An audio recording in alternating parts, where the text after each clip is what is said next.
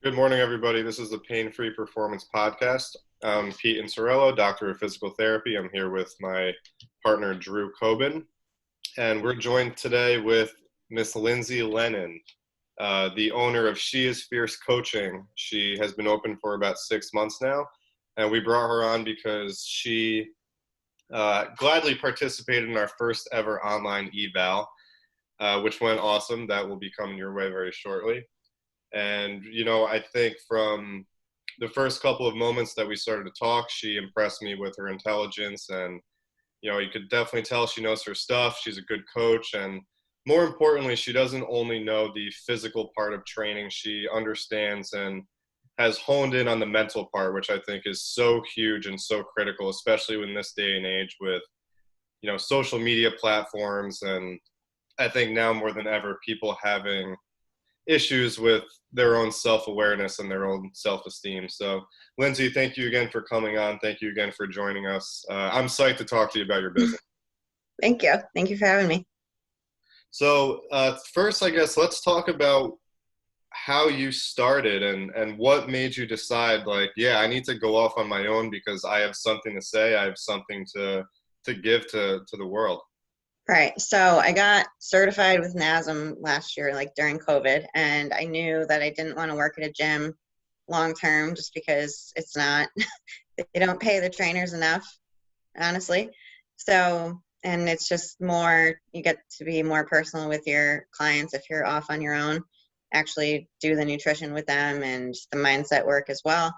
So I did work at a gym for a little bit, and I am still at another gym just a couple days a week just to keep that experience going. But mainly I just want to be off on my own. I mean, I've been an entrepreneur for the past 4 or 5 years just with different businesses. So it's definitely something that I just feel passionate about, and I still have my 9 to 5, but ideally would like to transition into just doing this. I get way more out of it. I don't mind when clients text me with questions. Like, I actually enjoy it depending what time of day it is. But just being able to make a difference with people. And I honestly should have gone to college for this like Drew did, but at the time my high school guidance counselor persuaded me out of that, which is a whole other story.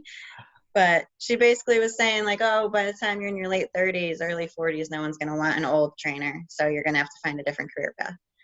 So my 17-year-old malleable brain fell for that. But so here I am, 29, and trying to make up for lost time. But ideally, I like working with women. I mean, I work with men too, but I love working with women that are just on this path of, not that I like seeing them be stuck, but a lot of these women I see are on the yo-yo diets. They've tried all the fad stuff, the keto, intermittent fasting, all that sort of stuff, Octavia, stuff that I've never heard of. I'm just learning more about as they come to me and tell me, yeah, I tried this one and I fasted 3 days out of the month and I'm trying to cut weight for my wedding in 60 days and gonna just drink all these detox teas and that sort of thing. So yeah, I roll. So, but I do. Well, we've like all heard of the new stuff, so Yeah. So even like you walk through the line or the aisles in Marshalls, and there's all these detox teas and cleanses and sort of stuff that are from different countries. Like, you just don't even recognize the labeling. But anyway, yeah. So I do take a lot of pride in getting people out of that mindset and shift them over to more of a sustainable way of living their life and being flexible and being able to get the badass body that they want, but still go out and have a glass of wine with their friends if they want. So that's what I aim towards, like the balance of getting them physically fit, obviously, but getting into the way deeper parts of that as well. Yeah. I love so many things that you said there. I want to backtrack just a little bit. And I think for so many reasons, people are talked out of following, what they're passionate about because, to an outsider, a lot of what we're passionate about, and a lot of our passion looks crazy. Yeah. Like, I'm like, this is the most in tune I've been with talking to someone all week long, and I could just feel like your passion in your words, which is great. So what was the deciding factor for you? Like, so you're 17, you're like, all right, I'm not going to follow this path because I probably won't be successful. The market's saturated, whatever reasons you want to put out there. No one's going to want an older coach, which I think is bullshit anyway. But like, what was the deciding factor for you 6 or 8 months ago where you were like, I'm doing this. This is what I'm going to go all in with. And then just kind of talk us through like how you made that decision. So I guess part of it would be having my own coaches throughout the years, like probably ever since 2015 when I had my powerlifting coach, and just, I've had a few different coaches since then, but just seeing how successful they are and are going to continue to be. And obviously social media does show you some bad stuff, but it shows you the good stuff too, like just the community of fitness coaches out there, the different teams that are out there. Like my coach is under Pro Physique, and they have, a big community there. So just that was kind of where it started brewing, I guess. And then once I was doing my first bodybuilding show, and I was just in this mental immersion of just all things. I didn't think about anything other than fitness, really, or food, but because I was starving. But yeah, that got me, like, if you ask people that are close to me, when I was on prep, yeah, I was cranky, but I was also just like, you're forced to focus on yourself and be selfish and kind of be okay with that. And, you've got to go to bed early and not hang out with people. You got to go to the gym at 6 a.m. and get your stuff done. So it was a good, just kind of like, what was it, like a 4-month therapy session for myself, and just became really self-aware and grew a lot from it. So I would think kind of like the combination of those things. And right after I finished my competition, once I had some brain cells back, I decided to start studying for NASM, and I would have gotten certified sooner, but actually when I showed up for my exam was that first Saturday in March 2020 when everything shut down. Mm-hmm. So I had to wait a few months for that to open up again, but yeah. So I think that would be how it all came about. When you're done. I just wanted to say, like, you just got certified 1 year ago, but that doesn't mean that you haven't been doing this for a long time, because you have been competing in it and you have been very active in it for really, I don't know how many years that is. Would you say 6 years? Yeah. Like if you want to say when I've had a coach, I mean, I worked out in college and stuff, and I gradually learned more, but you can only learn so much when you're using the campus gym. And, like I would not coach, but I would guide my roommates through workouts and stuff, but we didn't have structure. We were there for 2 hours just hitting every single, okay, it's leg day, let's do as many things that we can think of. Yeah. And then run back to the dorm. Yeah, like the big thing too is like, you said I went to college, like I didn't learn what I know in college. Like I don't use really anything that I do today from my like professional education. Like all of it's experience, all of it's me like wanting to learn more about certain things that I encounter on a daily basis. And so like for you, it sounds like your goal is to help people go through kind of the same process you've already been through. Yeah. Right. So it's not like NASM taught you how to teach someone to prep for a bodybuilding show. Yeah, no. You know what I mean? Like you know, like I don't care. If someone tells me like, oh, I have a NASM, I'm not like, I don't care about, that's just like a foot in the door. You know what I mean? Yeah, like, that's how I got the job at the gym. Right. Like you know what you're doing and you're passionate about it. And so it doesn't really matter that it's only been a year. So don't think that you're like behind. You know what I mean? I don't want you to think that. Okay. And, a certification doesn't mean that you're a good coach. Right. Drew and I have said this over and over again, which is why I laugh, that the only prerequisite to be a good coach is to be a good person and to enjoy what you do truly and sincerely care about the well-being of others. And yeah, in some cases, putting them before yourself, actually in most cases. And yes, like, number one, there's no major in personal training, right? There's Yeah. health science majors, there's exercise science and exercise phys, but that teaches you the science. And at the end of the day, it's the soft skills that matter.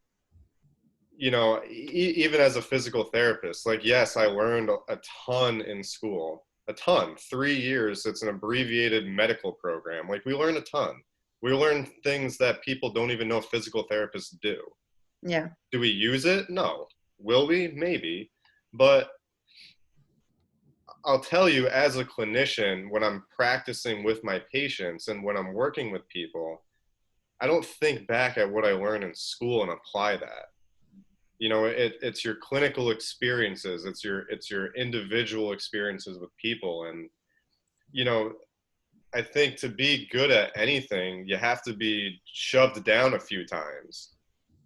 And Lindsay, you told us a little bit off the record about some stuff that you went through that really lit a fire inside you to do this. Would you mind talking to the Yeah. audience about that? Yeah. So like I was saying before, I try to aim for the whole package, not just how you look in the mirror. So like what's going on in your head on a day-to-day basis, and your relationship with food, and how you assess your self-worth based on what you ate that day or what you didn't eat, or how many steps you got in, or I could go down the whole list. But took me several years to figure this out, but especially late high school years and college, I had some disordered eating patterns going on, and it was never diagnosed or anything, but it was my mom was like, didn't want to admit that there was a problem, so it wasn't talked about. And then it didn't help that I worked in a bakery and I was just like surrounded by these donuts all the time. So I was on the binge and restrict yo-yo that so many people are on these days, which I didn't realize was as common as it is until I became a coach, and I've talked more and more to people. And even like older women in their 40s and 50s, they're like, yeah, I drank last night, so I'm just going to have a peach for breakfast and some crackers and just drink a lot of water, and I'll try again tomorrow. Like, and you think I'm joking. Like, this is not I know you're real not. shit. I hear you. 8 years. And I mean, honestly, starting to count macros when I got my first coach is what saved me from the whole disordered eating and the guilt, because I figured out I can fit in that donut and then have, an 80-20 split, mostly healthy with a few fun foods thrown in there, have a drink here and there. Like, and then because I was prepping for an actual powerlifting meet, there was purpose behind realizing that food is your fuel. It's not just, another guilt trip of sitting down to eat and feeling like just miserable about eating and just overthinking it and not enjoying. Like, if you're at a social gathering or you're on a date or you're visiting your parents, having dinner or whatever it is, like, I wasn't present for these conversations. I would just be focusing on the food and like, how tight do my pants feel while I'm eating this? It's just like so much neurotic thinking going on. So to backtrack again, the macro counting is basically what saved me and got me on the right path of not having that disordered relationship with food. And it does still come up once in a while, especially when I was coming off prep. There's like post-show blues that happens, and you obviously have to put weight back on because it's not healthy to be 109 pounds sustainably. Like, you're not going to be able to have kids at that sort of weight, and I do want kids eventually. So as you see the scale creep back up, and it's not even creeping, it's just skyrocketing because your body sees food and just obviously wants to put it on. So that was a mental struggle to get through. But I knew from the past, like, if I don't talk about this with anyone and I just hide it, then the problem's just going to intensify. So I actually like met some friends backstage at my show, and we became friends on Instagram, and we would kind of just get through it together. So just knowing like working with my clients, I have to kind of drag this stuff out of them because I know if they're not going to talk about it, the problem's just going to manifest more. Yeah, that's great. So can I ask a question? Yes, Drew. No. Why do you feel like macros, because you said macros were your solution. What about that do you feel like helped you?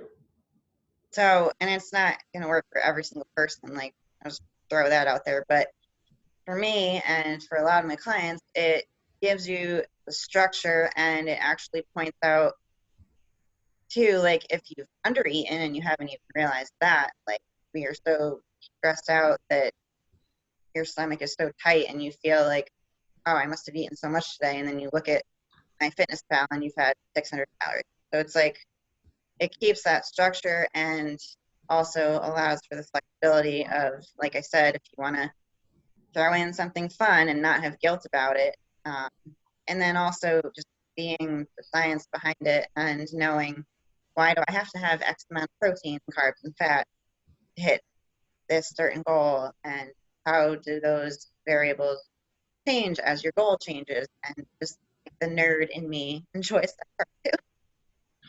So you think that kind of like something else to focus on, and it forces you in a way to eat more? Is that what Yeah. Okay, cool. Like even, I mean, I'm in a growing phase right now, like off season. So, I mean, ask my husband, like I'm eating so much food. Sometimes I feel like I'm eating more than him, but so like, yeah, I'll eat beyond satiation level a lot of the time, but I know when I go to the gym the next day and hit a PR, like, okay, that was worth it last night to eat Moe's Monday or whatever the heck he makes me go pick up for him. But yeah, there's point in everything, purpose for all of it. Yeah. What would you say? I'm going to throw a couple difficult questions at you, all right? Okay. So what would you say are the 3 main building blocks of She is Fierce coaching? What are the 3 big rocks that you want your clients to take away from you? So, I mean, the big 3, I guess, would be obviously like the physical aspect of it, like teach you how to do your workouts correctly and efficiently and, you know, get the work done without being in the gym 18 hours. The nutrition part, like I just talked about. And then that leads into the mindset of it. So, you know, your relationship with food, how you treat yourself, how you treat others. I kind of try to go beyond just fitness. Like I focus on gratitude and all sorts of stuff that probably like you could learn from a therapist, but you could just learn from me instead. There you go. One-stop shop, right? Yeah. And just basically, like, obviously the name says it, but just feeling empowered as a woman is the main mission behind it, just in all those 3 categories. What is the one feeling you want your clients to feel after one of your workouts or after just having a conversation with you? I guess I'd go back to empowered again and, you know, self-aware and confident. Well, you said one word, but empowered would be all right. I'll let you have like 1,000 more. It's okay. Okay. Last question. How can I phrase this? Would you rather be the smartest coach or the most passionate coach? Definitely passionate. Why? Because, I mean, if someone wants to just learn things, they can open a book, but the book isn't passionate and doesn't care about you as a person. Great answer. And everything is custom. Like if I was just smart, then I could just do a cookie cutter program and send it to everyone. Right. And just be like every other, you know, beach body or whatever is out there to mimic. Let's talk about that. The way you are individualizing your approach for your clients, because since you're just starting out, I assume you don't have 200 clients, right? Andrew, I have 300. What are you talking about? Okay, so you have 300. No, I do not have. No, that's a good thing. My point is that's a very good thing that you don't have a ton of clients, because I know when I have a ton of clients, it's harder to make things as individualized. Yeah. So, if you're going to work with Lindsay right now, she's going to be able to really focus on you and getting you those results, because check it out. She wants to crush it right now. Yep. So she's right out the gate. She's fresh. She has been through it herself, and she's in a position to spend a ton of time on you. So what does that process look like? And maybe what we can do is we can map out one or two different type of clients that you have, Okay. and how you might approach those clients a little bit differently. Okay. So yeah, that's a good question. So I could do two examples on different ends of the spectrum. So we could have one woman who's, very overweight and has struggled with yo-yo diets like we talked about. And the big thing these days is like, oh, I gained a lot of weight over COVID and lost motivation and momentum and that sort of thing. So I work with some women that fall into that category. And you're saying what my approach is with that? Yeah, so that's your client, the one you talked about. And what are some of the big rocks for you in coming up with this program and helping her achieve her goals? Right. So usually with this type of client, we're starting out with at-home workouts because that's where she's more comfortable. But ideally, the goal would be to get you in the gym and pushing more weight and doing things you can't do at home. Obviously, cable machines, everything that's not, unless you spent thousands of dollars over COVID and made a home gym like some people did. But I just want people to have that confidence to go in the gym and not feel like everyone's scrutinizing what they're doing or, oh, you don't belong here, that sort of thing. And then get them comfortable with tracking their macros and not having to sit there the night before and plug everything in and play macro Tetris. Like, just get used to the flow of it. And like, I'm not saying eat the same thing every day, but if you have this bagel before you go lift, like, you're gonna have X amount of carbs left the rest of the day. Just like having it be your second nature type of thing, which took a while for me too. And then with the mindset part, just getting through, and it's not going to happen overnight or even in a month, but just build up those blocks of being more assertive and about you and not trying to please everybody else. And just don't look at food as if it's the enemy. Like, it's your fuel, and you're allowed to have a glass of wine, and you're allowed to have a donut, and you're going to crush it at the gym, and you're going to do the 80-20 rule, and there's that. So then example number 2, client. So someone who is like very underweight because maybe she's struggled with disordered eating in the past and is now trying to put on a lot of weight, but can't figure out how to tell her body to hold on to the fat or muscle that she's trying to give it. So teaching that woman how to properly train, actually giving them rest days, because a lot of these women are just going 7 days a week, 2 times a day, that sort of thing, hours and hours of cardio, thinking that that's going to put muscle on for them. So just teaching them how to get to where they want to be, and also help them with their relationship with food, because they also kind of treat it as the enemy. But, oh, I'm eating 3,000 calories now and I'm not putting on weight. What's wrong with me? So like with both clients, I feel like they have that what's wrong with me mentality. So just getting them out of that would be one of the top goals. So is that more just like the way that you're going to talk to them? Is that kind of like the approach and understanding where they're starting at? Like, yeah, you said that, like you're basically just trying to figure out where they're starting, right? And then like I send out a questionnaire on a Google form, but I also have like at least a half hour to 45-minute FaceTime or Zoom call with them, and just like connect with them, know them as a person, figure out what kind of path we have to take and customize it for them. Cool. Yeah, a lot of times I think with those type of clients, to me, it always is super different. Like some people do great with FitnessPal. Other people are like, I will not do FitnessPal. Like it just won't work for me. Yeah. So like, I think what you're saying is kind of the way I do it too.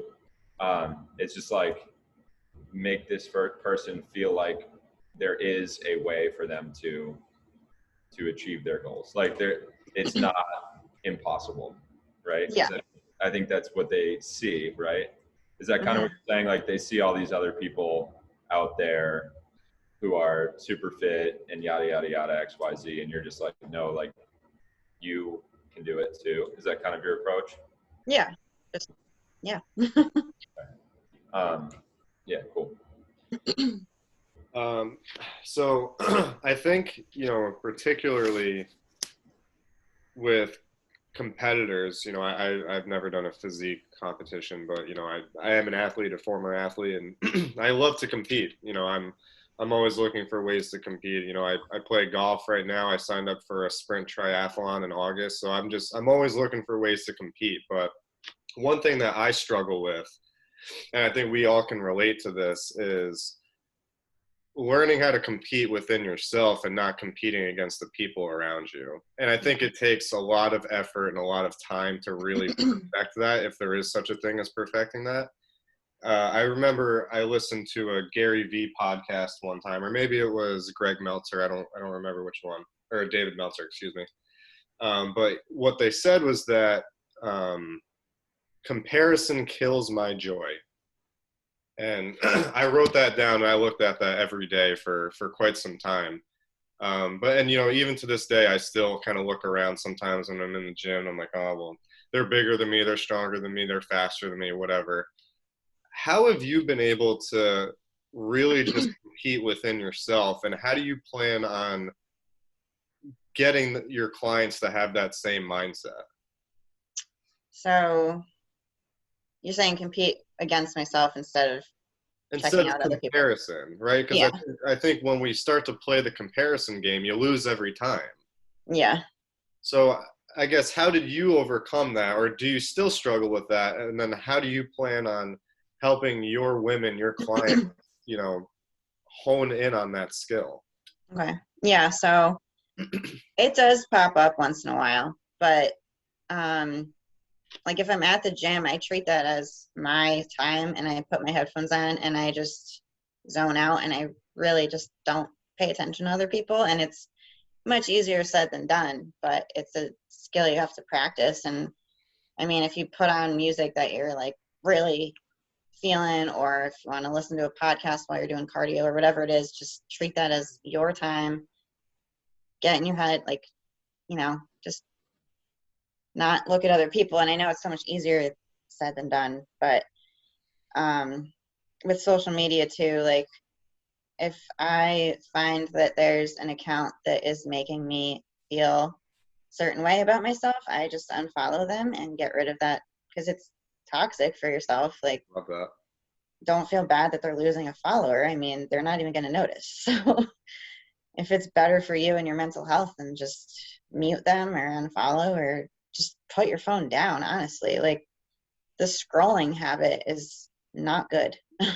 Unless you're following accounts that are, that have good motivational stuff on there, or just funny memes because you need to just zone out for a second and laugh at something. Like, but if you're going to follow someone, especially when I was on prep, like all the different competitors out there, and I'm like, well, let me look at her glutes compared to her arms compared to, it's just toxic at the end of the day. So I just unfollowed that. And people will ask me like, oh, such and such bodybuilder. I'm like, who? Like, I don't follow it like that. I just try to stay in my own lane. And honestly, when I went on stage, I was just trying to be the best me. I wasn't expecting to place at all. And I did place, but there's like total shock that I did, just because when I compete going forward, that's the goal, is to get first place. But my first show, I was just trying to say that I did it and get my body in the best shape possible. And like, now that we're talking about this, I feel like even in high school, I was very like, yeah, I did a few sports, but it was more individual sports. Like I did tennis or track. It wasn't like you're on a team, but you're not. You're still, it's on your individual performance. So I guess I kind of had that innate drive from the beginning. That's now great. that we're talking about it. So To me, it sounds like what I'm hearing is you just set clear goals for yourself. yeah, I'm very type A. Well, like with your show, it was like I set this goal. This was the outcome. Yeah. You know, you're measuring your, like, I always think about, like, there's an outcome, a performance goal. You're measuring your performance like more against yourself, right? And then like the process for you, I think, sounded like it was not like focusing so much on looking at different people throughout the gym every time. Yeah. And instead the process was get to the gym X amount of days and log your food. It sounded like that's what it was for you. Yeah. So I guess my question would be, like, how do you approach goal setting with these clients? So we were talking about like a weight loss client. Yeah. And what was the second one? More like you, like someone with a body image who's underweight, right? Yeah. Like someone, that needs to put on size and get out of that previous habit of undereating. Is that a big part of your process with your clients? Is the goal setting? Yeah. Yeah, definitely. Like, and I try to set mini goals along the way, like little, can't think of the word I'm trying to think of. Goals. Yeah, and because if you set, obviously, if you have an expectation for yourself and then you fail, then you're like not going to want to try ever again. So just little things. I mean, I have one client that started with me a couple weeks ago and was beating herself up because she was over her carbs by like 10. I'm like, you understand that that's still less than 100 calories, and this is your first week doing this, and it's okay. Like, you can give yourself a buffer. So, obviously it doesn't need to be perfect at the very first day, and everything with fitness is constantly growing. I mean, us as coaches, we're not just, we're at this point and we just don't want to advance anymore. Like, everyone is still growing in some capacity. Yeah, it sounds like that person, it's like, no, you're doing better than you were. Yeah. Like you're doing better than you were, and it doesn't matter what happens today as long as you just focus on the process, because in a month from now your performance is better. Probably. Right. Like, with going back to comparing yourself to others, I tell people, don't compare yourself to other people. Compare your present situation to your past situation, whether that was 5 minutes ago or 5 years ago. Love that. I love that so much. That's awesome. So Lindsay, to wrap up, where can our peeps find you, follow you, Instagram, social media, website? Where can we find She Is Fierce Coaching? So my Instagram is LindsayRose_fit. And then I have my personal Facebook page, Lindsay Lennon. And it's SAY, not EY. Make sure that is known because I get that all the time. And then there is also a She Is Fierce Coaching Facebook page, business page. Awesome. Yeah. Don't have a website yet, but All right. with everything else out there, you don't really need one yet. Yeah. Yep. Absolutely. I agree.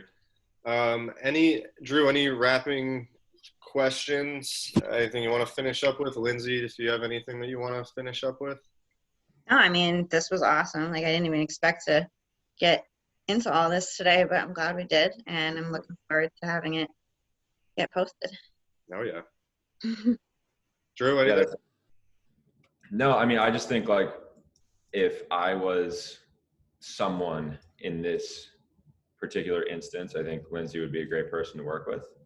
And, it's because right now she has all the time. Well, not all the time, but she has all the resources that you're going to need, essentially. Like I know for me, like when I get texts from clients, sometimes it's like, dang, man, it's like 9 p.m. Why are you texting me about X, Y, Z? Like, I already have like all this other stuff. And I think what she's saying is that that's her thing. Like, that's what she likes to do, is she likes to deal with the softer side of things. And so if you're someone who needs some of that, then I think Lindsay's probably the best person for you to work with. Yeah. Thanks. Awesome. Well, Lindsay, thank you again for coming on. I really enjoyed our conversation. And to our audience, you can find Lindsay's online eval, mainly done by Drew, on our YouTube channels. Drew, do you know what your YouTube channel URL is off the top of your head? I personally do not know mine. My YouTube channel URL, mine's just my name. It's Drew Coben. Perfect. My YouTube channel is not really a YouTube channel. It's just a bunch of exercises that clients ask me to film for them. I have that too. Awesome. Well, Lindsay, thank you again so much. Again, owner of She Is Fierce Coaching. Be sure to check her out on all of her social media platforms that she mentioned before. And thank you again for listening to the Pain Free Performance Podcast. Happy lifting, everybody.